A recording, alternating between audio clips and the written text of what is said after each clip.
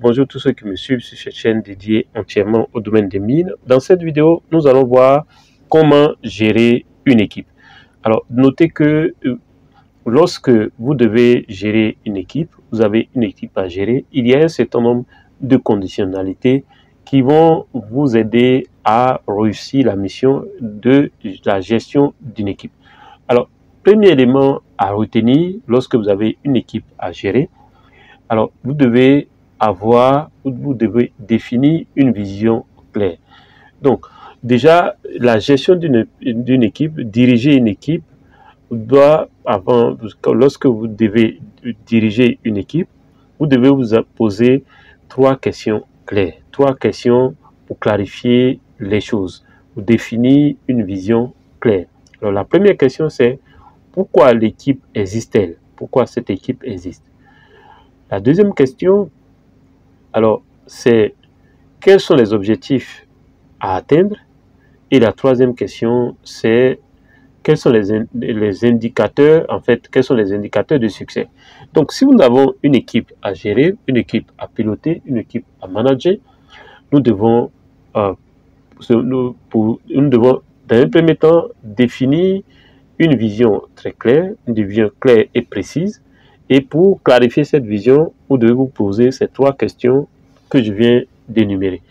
Alors, une équipe sans vision est comme, on peut le dire, une voiture qui n'a pas de volant.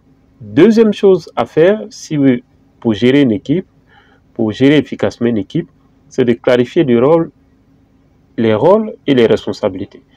Alors, chaque membre de l'équipe doit savoir ce qu'on attend de lui.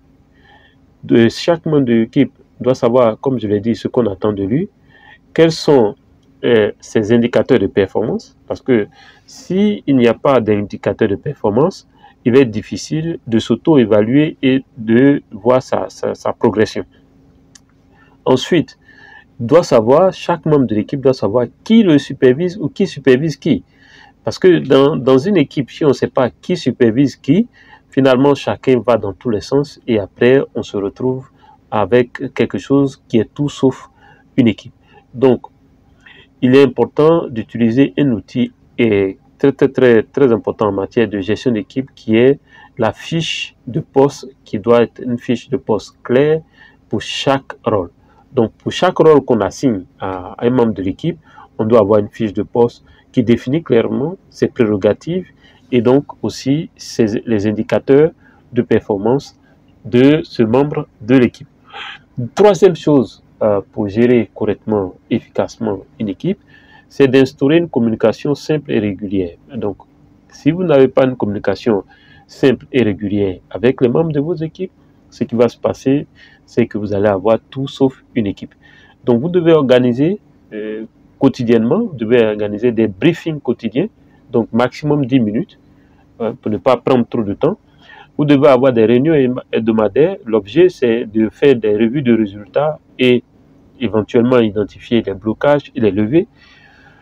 Vous devez créer un canal de communication qui soit clair. Ça peut être WhatsApp, ça peut être un groupe Telegram, ça peut être un WhatsApp Pro, ça peut être des emails, etc.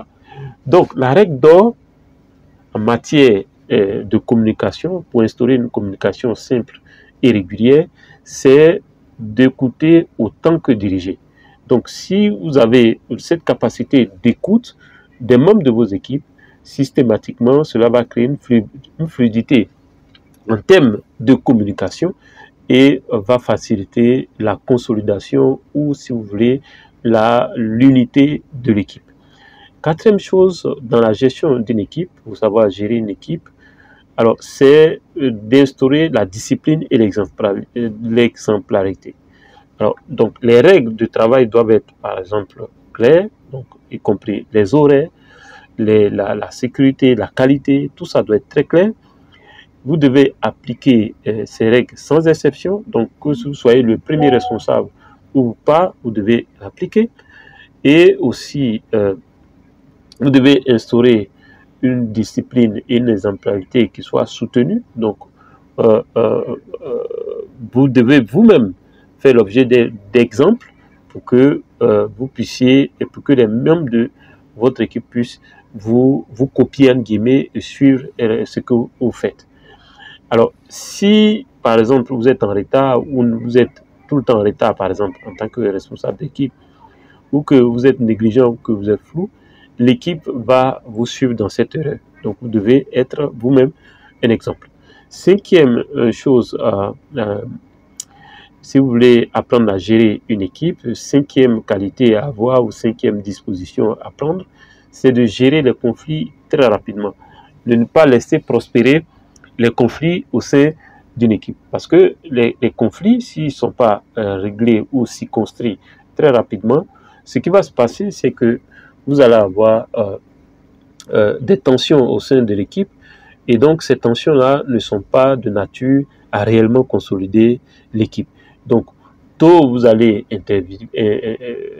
intervenir pour régler les conflits, tôt vous allez prendre des pas émotionnellement, et donc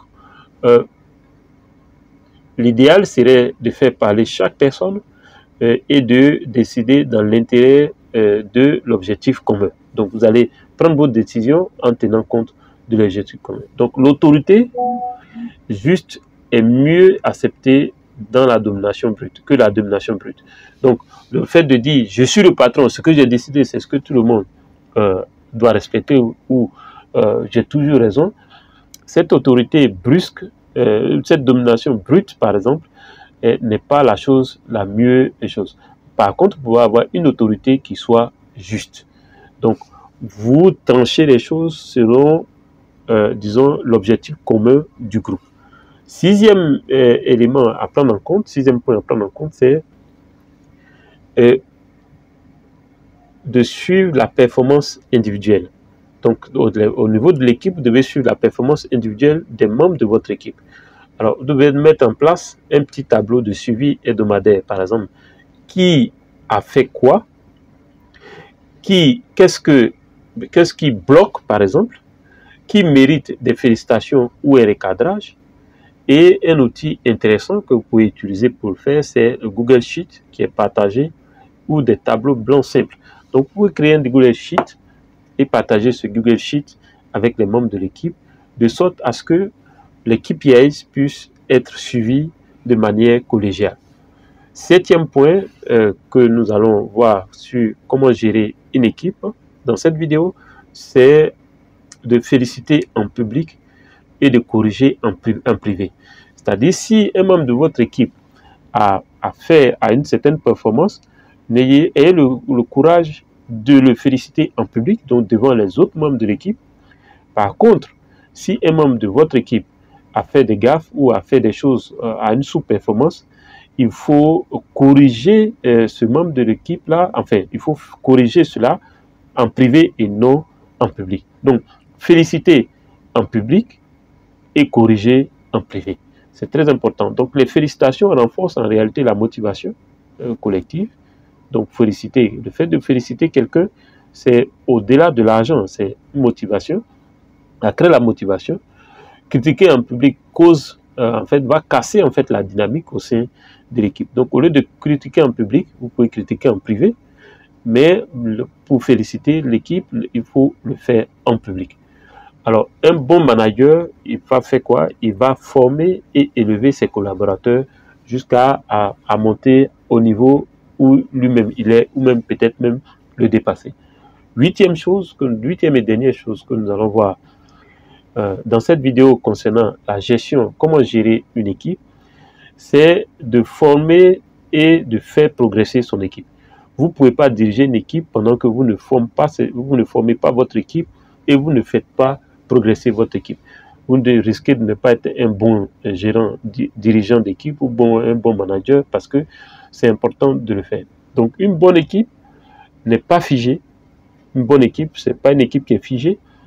Alors, donc, vous, en tant que gérant de l'équipe, pour être un bon gérant d'une équipe, un bon manager d'une équipe, vous devez déléguer progressivement. Vous devez former vos collaborateurs sur les outils, la sécurité, l'organisation, etc. Vous devez identifier les talents à promouvoir au sein de votre équipe et vous devez former, préparer votre relève, pour libérer votre temps. Parce que vous seul ne pouvez pas tout faire. Et donc, à un certain moment, plus vous allez déléguer, vous allez libérer du temps pour vous concentrer sur des choses qui vont nécessiter une certaine concentration. Alors, je résume rapidement les 5 piliers pour un bon manager.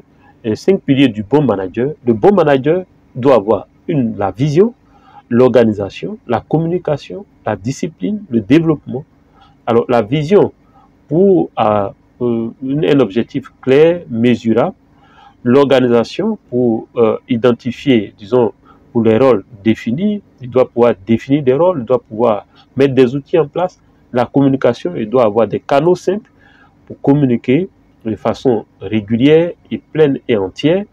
Et aussi, il doit pouvoir, en termes de discipline, poser des règles claires, avoir un leadership exemplaire lui-même. Et enfin, en termes de développement, il doit faire le suivi, la formation et l'évolution des membres de son équipe. Donc, je rappelle très rapidement, un bon manager, donc les 5 piliers du bon manager, c'est 1, la vision, 2, l'organisation, 3, la communication, 4, la discipline et 5, le développement. Si cette vidéo vous a plu, sachez que j'ai une formation sur comment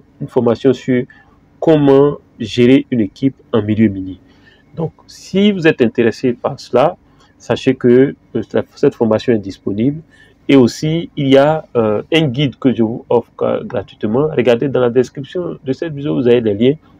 Je vous enverrai gratuitement le guide et aussi le lien pour accéder à la formation, qui est une petite formation, une formation sur comment gérer une équipe en milieu minier, qui est une formation payante, mais à un prix pratiquement dérisoire.